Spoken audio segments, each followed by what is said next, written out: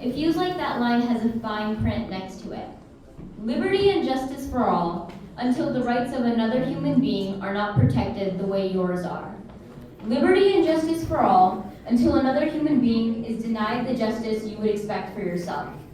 If that's the fine print, then it's not liberty, and it's not justice.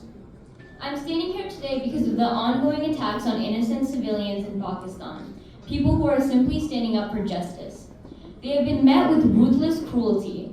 We've all seen what has happened to PTI supporters, and more recently, what took place in Moridgin. The message is clear. Anyone who refuses to submit to the self-appointed powers is targeted by state-backed troops. Now, under the guise of the 27th Amendment, they are seeking immunity. It is a tragedy that should never have happened, and a reminder of something we often forget. In Islam, there is no immunity for harming innocent people. No free pass, no excuses. Islam teaches accountability, compassion, and mercy. Never violence, never cruelty, and especially not killing. The tragic killings that took place a year ago on November 26th will never be forgotten. The entire nation of Pakistan still wants to know, Goli, Kyun, Chalai. Everyone loves to talk about justice. I'm no exception to this. However, at this point, justice has become nominal. It exists in name only, not in reality. It is supposed to be the foundation of good governance.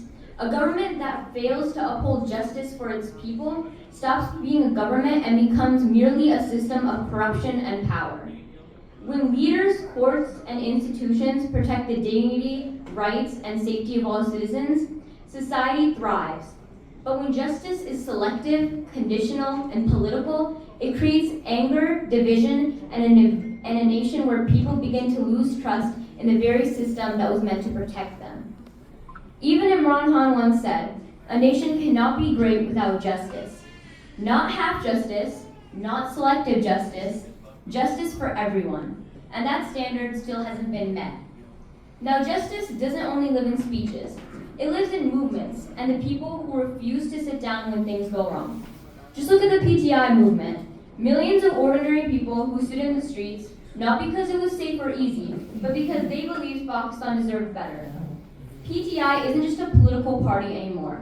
It has become a symbol of demanding fairness, accountability, and dignity.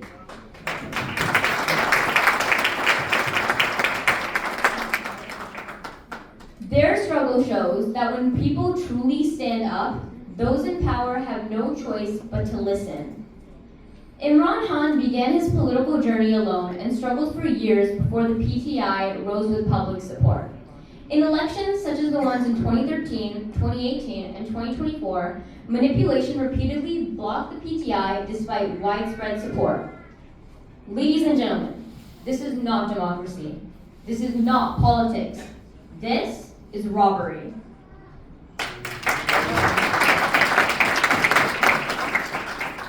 Pakistan's future can't survive on fear. It depends on justice, on fair elections, on courage, and on the power of the people, not the power of the establishment. I'm here today as a 14-year-old girl, not a politician.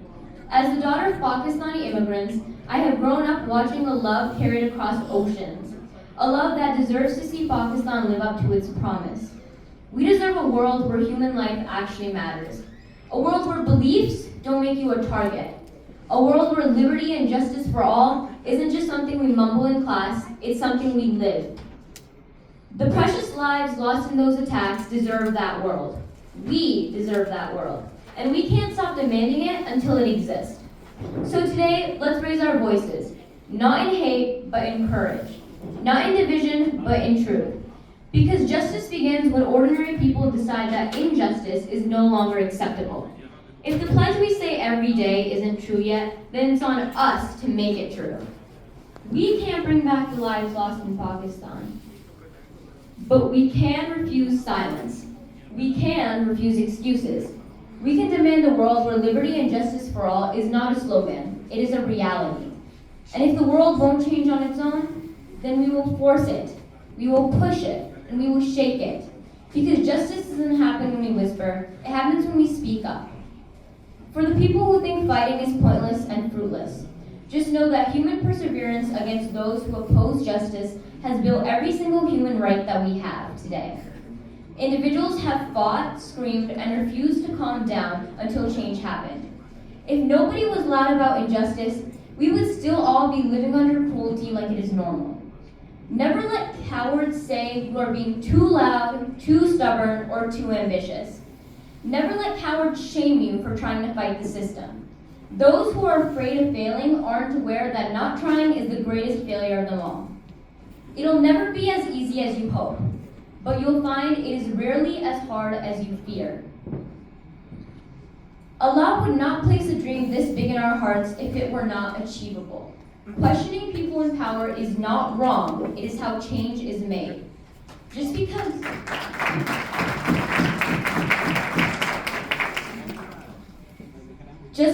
I am young does not mean I cannot see the injustice in front of me. And if I can see it, then so can everyone else. Pakistan is not suffering from a lack of talent, faith, or potential. It is suffering because too many people in positions of leadership treat power like a personal inheritance instead of a public responsibility. We have Form 47 government who makes speeches about serving the people, but the only thing they serve is a corrupt establishment.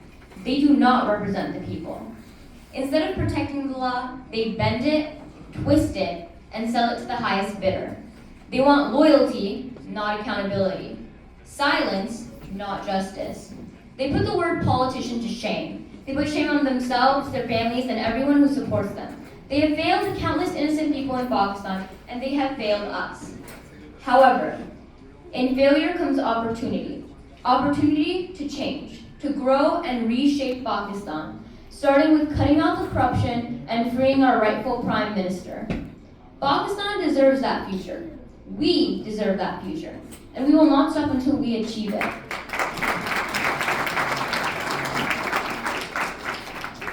Because when a nation finally wakes up, nothing in the world can put it back to sleep. Imran Khan Zindabad, Pakistan Zindabad. Thank